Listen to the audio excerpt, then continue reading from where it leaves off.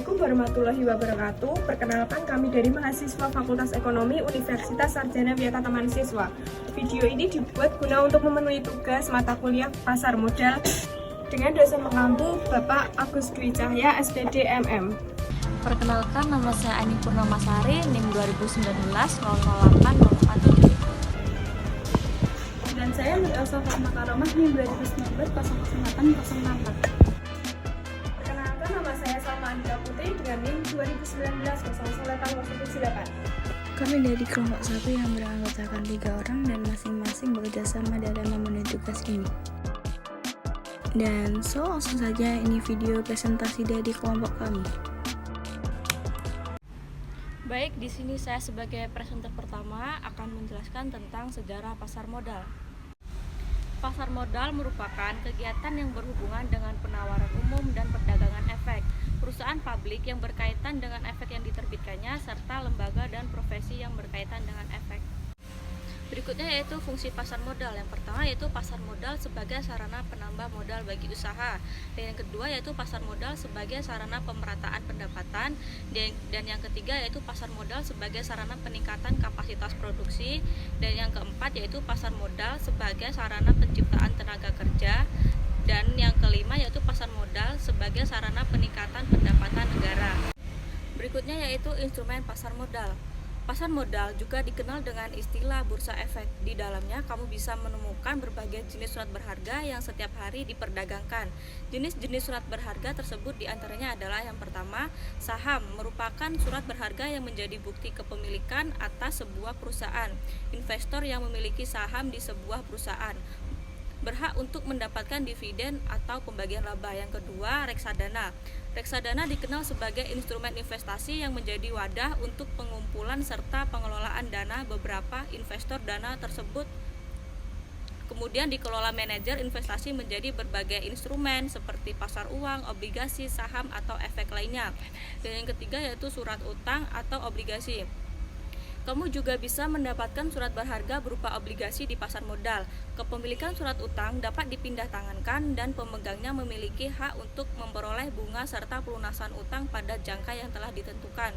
Dan yang keempat yaitu Exchange Traded Fund atau ETF. Surat berharga yang satu ini sebenarnya memiliki kemiripan dengan reksadana, sama-sama dikumpulkan secara kolektif. Dan yang kelima yaitu derivatif.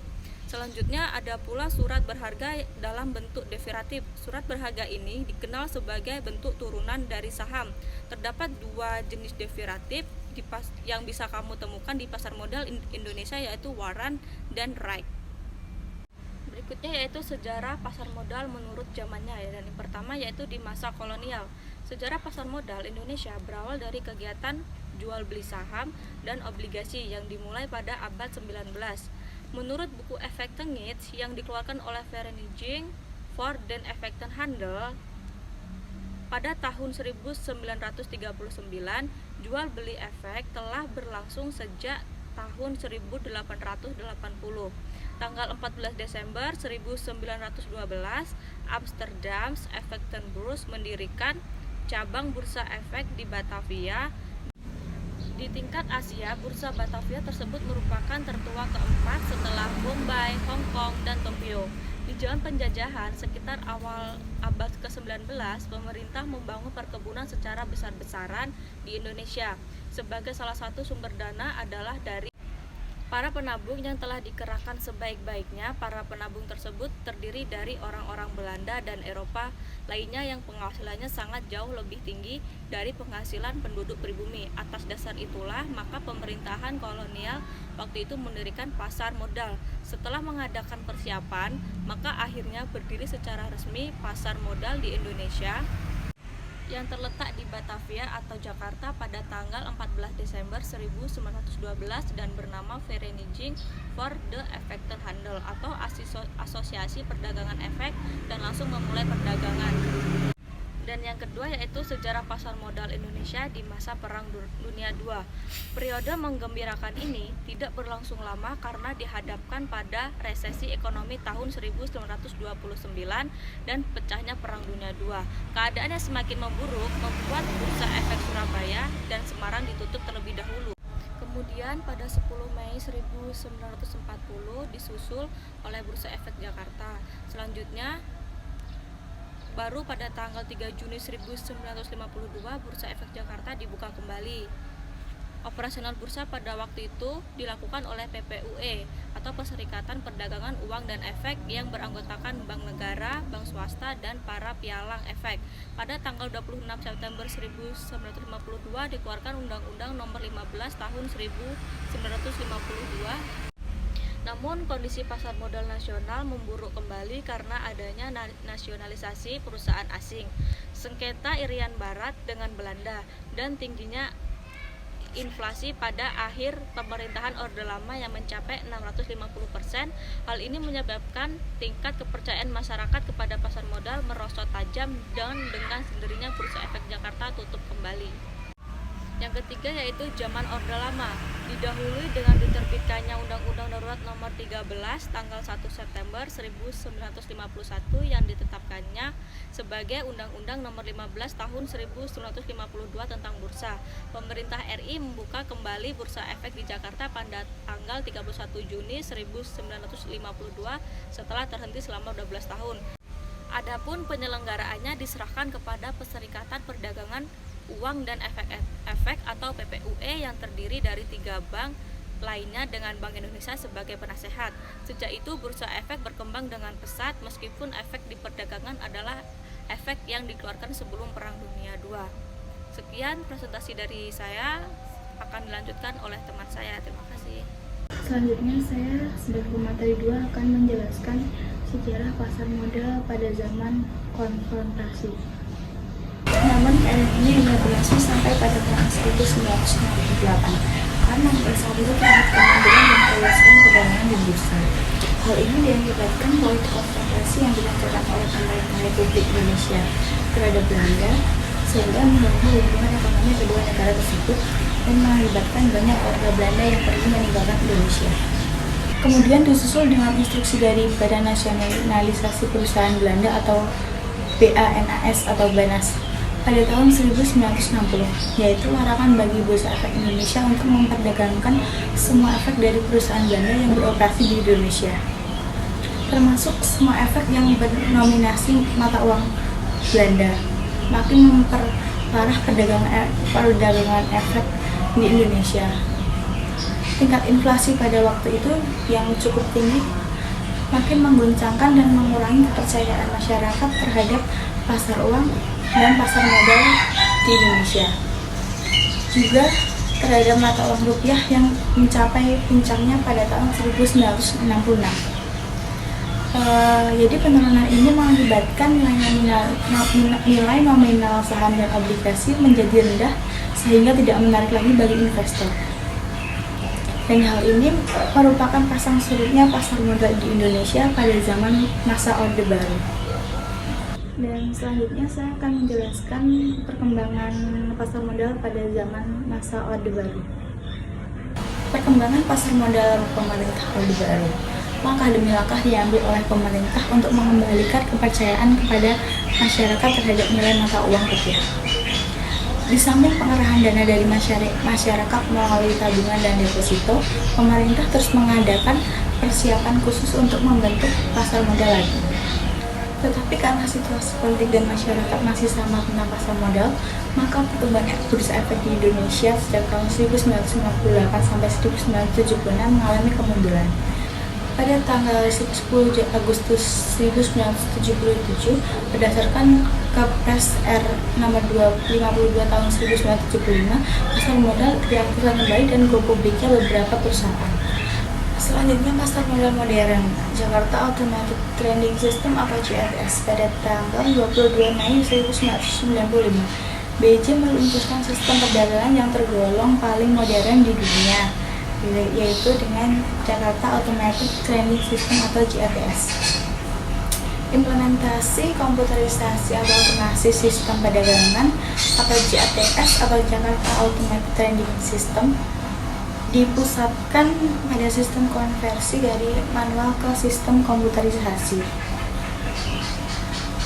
dan pengembangan implementasi JATS terdiri atas beberapa tahapan, antara lain yang pertama, implementasi perdagangan tanpa markup atau bahasa aslinya script loss trading yang terintegrasi dengan sistem clearing dan penjaminan atau si clearing dan guarantee system. PT Clearing dan Penjaminan Efek Indonesia atau Indonesia Clearing and Guarantee Corporation (ICC). Dan nomor 2 adalah pengembangan sistem perdagangan jarak jauh atau remote trading. Dengan menggunakan fasilitas ini, anggota dapat secara langsung mengakses JATS dari kantornya, yaitu di kantor pusat maupun di kantor cabang. Baik, di sini saya akan melanjutkan presentasi dari teman saya. Saya akan menjelaskan mengenai implementasi JATS. BIJ dengan sistem JATS dinilai telah mampu menjalankan tugasnya secara maksimal dari sisi perdagangan. Perdagangan yang telah berjalan secara otomatis dan secara cepat, seiring dengan perubahan wujud saham dari warkat ke non-warkat atau tanpa fisik saham. Proses penyelesaian menjadi lebih mudah, efisien, dan mengurangi beban risiko pada saham dengan warkat. Baik, selanjutnya saya akan menjelaskan mengenai Surabaya Market Information dan Automate Remote Trading. PT BES merupakan bursa efek swasta di Indonesia yang didirikan pada 16 Juni 1989. Pada saat didirikan, PT BES menggunakan sistem manual pada lantai bursa. Setelah 3 tahun berdiri, tepatnya pada Oktober 1992, PT BES tidak lagi menggunakan sistem perdagangan lantai bursa atau floorless, atau yang lebih dikenal dengan sistem perdagangan jarak jauh atau remote trading system. Jakarta Islamic Index atau JII adalah indeks saham syariah yang pertama kali diluncurkan di pasar modal Indonesia pada tanggal 3 Juli 2000. Indeks ini memperdagangkan saham-saham perusahaan pilihan dengan ketentuan-ketentuan antara lain operasinya bertolak belakang dengan syariat Islam dan kinerja perusahaannya pun terbilang baik. Saham-saham yang dapat diperdagangkan di pasar modal melalui JII yaitu saham perusahaan atau industri yang tidak bergerak dalam bidang minuman keras, makanan non-halal, bank atau lembaga keuangan konvensional, perjudian, senjata, hotel, dan pornografi. BI menentukan dan melakukan seleksi saham syariah yang menjadi konstituen JII. Adapun kriteria likuiditas yang digunakan dalam menyeleksi 30 saham syariah yang menjadi konstituen JII adalah sebagai berikut. Yang pertama adalah saham syariah yang masuk dalam konstituen Indeks Saham Syariah Indonesia atau ISSI telah tercatat selama 6 bulan terakhir. Yang kedua adalah dipilih 60 saham berdasarkan urutan rata-rata kapitalisasi pasar tertinggi selama 1 tahun terakhir. Yang ketiga, dari 60 saham tersebut kemudian dipilih 30 saham berdasarkan rata-rata nilai transaksi harian di pasar reguler tertinggi. Yang keempat, 30 saham yang tersisa merupakan saham terpilih. Bisa dilihat teman-teman, pada bagian di samping, bagian ini merupakan struktur pasar modal Indonesia. Dilihat dari lembaga yang tertinggi terdapat Menteri Keuangan. Di bawahnya Menteri Keuangan ada Bapepam LK atau Badan Pengawas Pasar Modal dan Lembaga Keuangan. Menurut Undang-Undang Nomor 8 Tahun 1995 tentang Pasar Modal, Bapepam dibentuk oleh pemerintah bertujuan untuk menciptakan kegiatan pasar modal yang teratur, wajar, efisien, serta melindungi kepentingan pemodal dan masyarakat. Selanjutnya terdapat Bursa Efek. Bursa Efek memiliki peranan dalam menciptakan pasar modal yang wajar, teratur, dan efisien. Sebagai sarana bagi investor untuk menerapkan diversifikasi investasi dengan aman, tertib, dan optimal, memberikan kesempatan perolehan sumber pendanaan yang lebih ekonomis bagi emiten, menciptakan likuiditas perdagangan efek, dan mengurangi biaya transaksi. Sebagai self-regulatory organization atau SRO, memiliki kewenangan untuk membuat peraturan yang berhubungan dengan kegiatan usahanya. Di dalam perusahaan efek sendiri terdapat penjamin emisi, perantara pedagang efek, manajer investasi. Selanjutnya, lembaga penunjang terdapat Biro Administrasi Efek, Bank Kustodian, Wali Amanat, dan Pemeringkat Efek. Di dalam profesi penunjang ada akuntan, notaris, penilai, dan konsultan hukum. Yang selanjutnya investor. Di sini terdapat 2 jenis, yaitu dari dalam dan dari luar atau asing. Yang terakhir emiten, perusahaan publik, dan reksadana.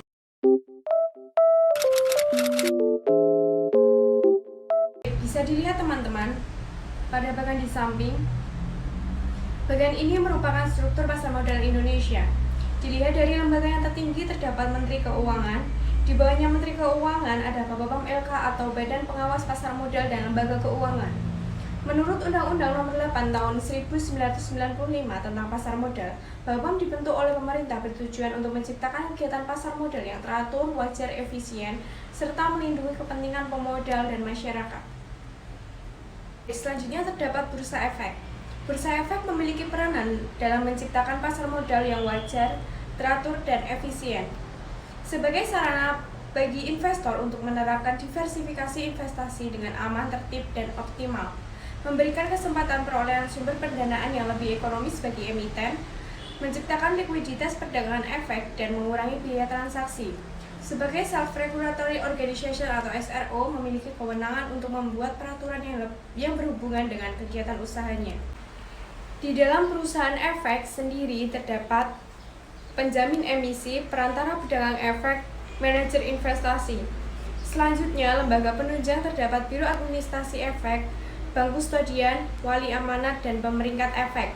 Di dalam profesi penunjang ada akuntan, notaris, penilai, dan konsultan hukum. Yang selanjutnya investor. Di sini terdapat dua jenis, yaitu dari dalam dan dari luar atau asing. Yang terakhir emiten, perusahaan publik, dan reksadana.